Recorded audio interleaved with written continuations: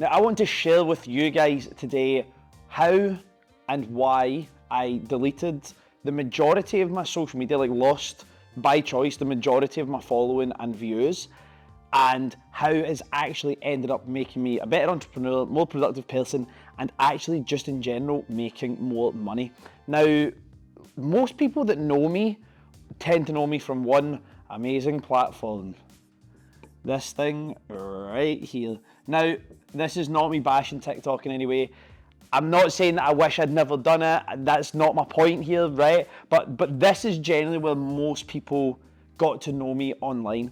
I already, prior to having TikTok, maybe had a following of about 17 or 18,000 on Instagram, a couple of thousand on Twitter, different little bits of following here and there. But in under a year on TikTok, I had like 70k followers on my main account, which then got banned. That's a story for another day. And then very soon after, opened another account that went to like over 20k followers, like really fast. And then I just decided to nuke it and stop posting. Now, when I say I deleted like the majority of my social media, I don't strictly mean that like I went on and actually deactivated the account. I just mean I deleted the apps off my phone, stopped going on them on my browser. If they were browser-based apps, I just stopped doing that stuff. So what platforms did I actually get rid of? Just for full transparency, so you guys can understand. I got rid of TikTok, I got rid of Facebook, and I got rid of Twitter, right? So I have not been on the TikTok app or uploaded anything on the TikTok app now for about 13 months. So that says it 13 months now. Facebook, I think, is approaching 1 year, and Twitter must be around about the same, maybe a little bit less. Twitter might be like 9 or 10 months, right? So we can put that in here.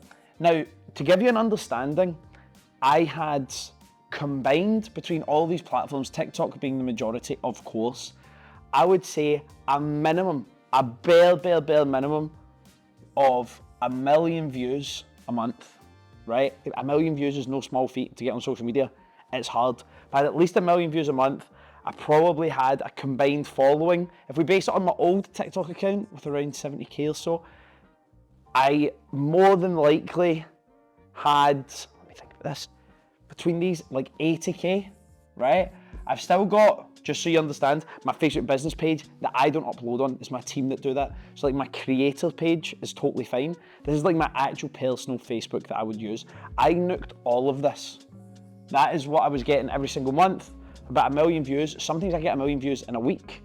In a certain video, any video, you get 1 million views in a video as well. So this is giving up quite a lot, right? It's getting rid of quite a lot. So why did I actually do this? Now, there's a couple of reasons, right? There is, in business, there's 3 main forms of currency, right? You've got TME. Very easy to know what each of these are. Time, money, and effort, right? Now, first one to cover, money, right? This didn't strictly cost me anything to use these social media platforms, in theory. Did I have to spend money to do any of the content? No. All the stuff that went on these platforms, phone in hand type content, all that kind of stuff. But there is an overlap here between these two things. The amount of time I was using on these platforms was definitely having an adverse effect on the amount of money that I was making. My time is best used doing like one thing. And the one thing that my time is best used doing is working. When it comes to output and income and efficiency, working is what makes me the most money, of course.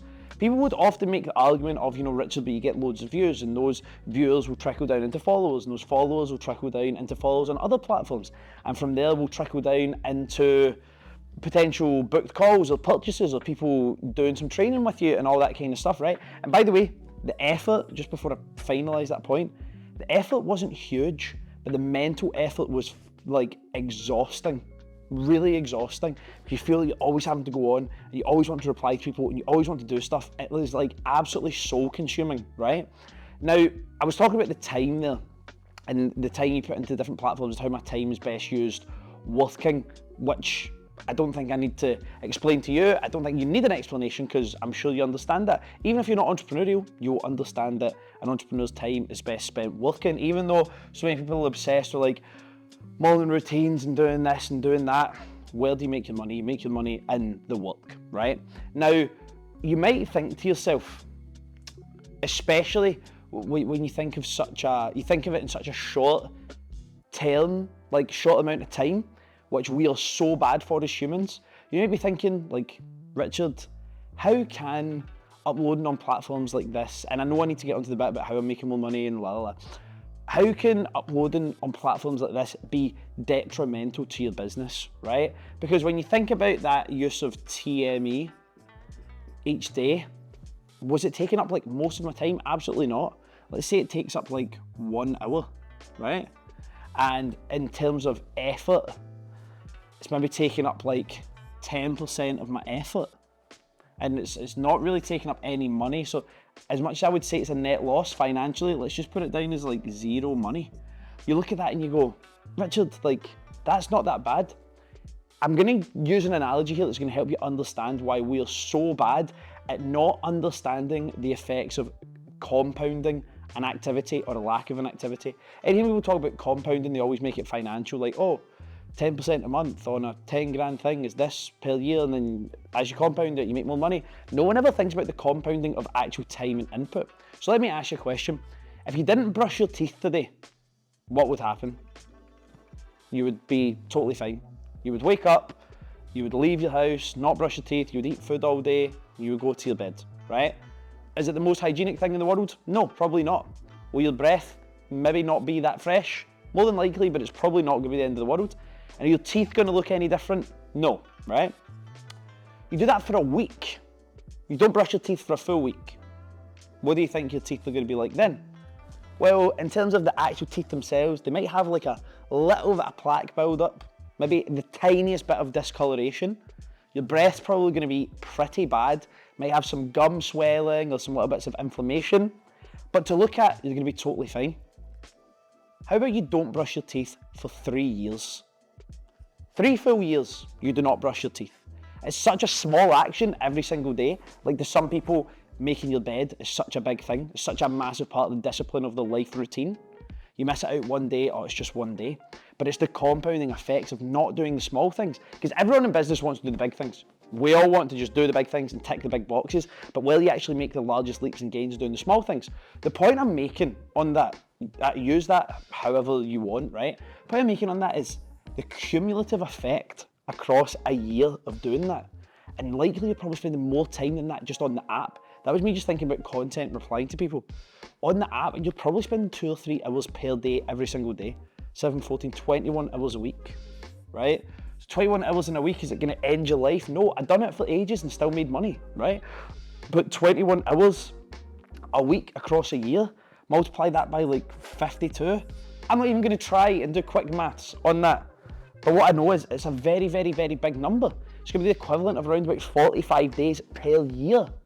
That's way over 10% of a year for one app, right? So straight away, just on that basis, when you take that time away from the platform, which by the way, I could maybe attribute 50 to 100K of revenue. Now, I can't attribute it easily because I have absolutely no way of tracking it, but that's kind of what I would guess I made from TikTok in terms of not creator fund and all that, but in terms of people trickling down. And it's probably, now that I think about it, way closer to that, way, like so much closer to that for 10% of my year. So based on, if I gave that 100%, if I just use this as a basic calculation, that would mean that at maximum capacity, I would have made, 500K a year if all my time was focused on that one thing. Now that's very hard. As your audience scales and your organic reach scales, your interaction level actually decreases and as a representative percentage, but as an actual number gets higher, which means you need to create more followers than previously to gain the same amount of financial gain in that same period of time. Make sense? Probably not. I think I explained that like shit. But that's my point. 10% of my year to generate maybe 50K, right? This is not good for me, personally. This is, if this is what I made in a year, I would just be able to pay my staff and have an office. I would be able to pay a little bit towards my ads. Can't live on that. It's not paying me. I can't live on that. So some of you might be thinking, oh, Richard, like, that sounds sick to me. That sounds awesome. Good for you, not for me, right? So straight away we can see that. But when we take it actually down into the type of content I get to make now, the type of content is far, far, far more usable. I make a video on TikTok here, right? It is literally usable for one place, and it's TikTok. It's never gonna be a solid ad. It's really low ROI content. It's just you arguing and chatting shite with people, right? It's a really, really poor form of content to make in terms of lifetime value of the content and the actual lifespan of that creative, that piece of media. Whereas the stuff I make now, like these videos here, because I never really done YouTube like this before. And I'm not saying I started doing it because I stopped doing TikTok. I'm just saying I never made stuff like this before, that often. So this type of content I can clip and repurpose on so many different platforms. I can take the B-roll of this, I can take parts of this and use it as ads. I can make so much more stuff with this type of video and just the shorts that we make and the non-TikTok style of content. So straight away, I've got 21 hours a week, which I can then focus on making better content. I've also got 21 hours that I could probably do 10, 20K of appointments if I really tried, right? I could do 10, 20K of appointments a week on that, right? And let's just call it 5. Let's say all it is 5. Well, that 5K we're gonna use on the better media to run more ads. Last week I averaged a 5.88 ROAS, right? So let's just call it 6 to make it easy. In fact, let's call it 5 to be even nicer, which means that 5K in better media based on a 5x ROAS is worth what to me? 25K minus your 5 for your costs equals 20K of profit. Boom! 80K a month. Hello, right? 80K a month. That's more like it. That's more like it. And guess what? I don't want to smash my head off a fucking wall anymore watching shite TikTok content. It is brain rot. It's crap. It's rubbish. If I had an e-commerce brand, 100% I would still be on TikTok with my business. 100%. TikTok shop, for sure. But me, right now, I will never download that app again. I float sometimes with the idea of getting my staff to run an account for me. But even then, it's just so negative. It's so boring. It's like, I don't care about people liking me. I'm not that bothered about being, I'm not the most popular person in the world. I don't have a huge circle. I'm like, that's just me. And I'm okay with that. But there is something that is just like annoying about every day. As soon as you open your social media, it's just negativity. It's not good for you. And it goes back to that compounding. Oh, you read a comment about yourself. Like, there is no comment that's ever upset me or made me like cry or go, oh, that's too far. Nothing, right? People said the maddest shit to me on there. It's never like affected me. But over time, the erosion of your own, what's the word I'm trying to use? The erosion of your own like understanding of negativity, it brings out the worst in you. Trust me, it absolutely brings out the worst in you. So if you want a higher ROI on your social media usage, get TikTok away, unless you want to be some gimpy influencer and get paid in doner kebabs for the rest of your life. Hey, here's me. Shout out German doner kebab. You're gonna pay your bills with doner kebab? No, you're gonna pay your bills in Dubai doing 360s on some guy with loads of money. That's what you'll be doing. Am I wrong? No, you know it's true, right? Or if you're a male influencer, you're probably just selling meal prep. That's the truth. Take control of your social media. Take control of your social media usage. No wonder your dopamine receptors are fried and you want to jump off the Erskine Bridge. It's no surprise. 1 + 1 is equal to 2 here. So change your usage. Change how you're doing this stuff. I done it. It has made me happier. Plus, more money. Plus, more time.